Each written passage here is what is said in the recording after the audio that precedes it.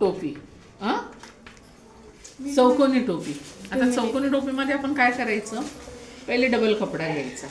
हा कापड किती कसा घ्यायचा, डबल कापड घ्यायचा. डबल कापड घ्यायचा आणि बंद बाजू घ्यायची. काय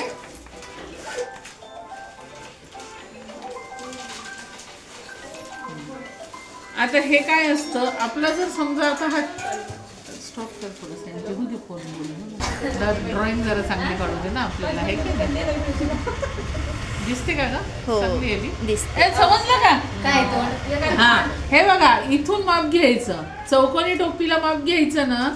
तर हे बघा, या इथून जर माप घेतलं आपण अशा पद्धतीने, तर या हनुटीपर्यंत माप घ्यायचं.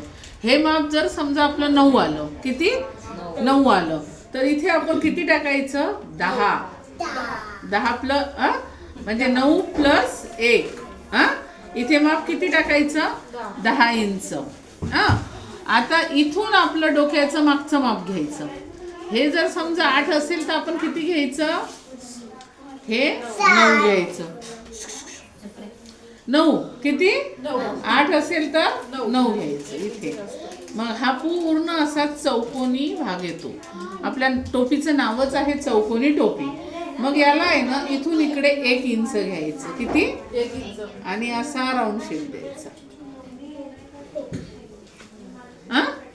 मग इथे बघा, इथे तुम्हाला नाडा येतो इथे असा. ही आहे तुमची चौकोनी टोपी. मग हा राऊंड शेप दिला की हे कट करून घ्यायचं. मग हा टोपीचा आकार येतो. समजलं. मध्ये काय करायचं, डबल कपडा घ्यायचा. प्रत्येक याच्यात कापड सारखाच असतो. एकीकडनं बंद बाजू घ्यायची.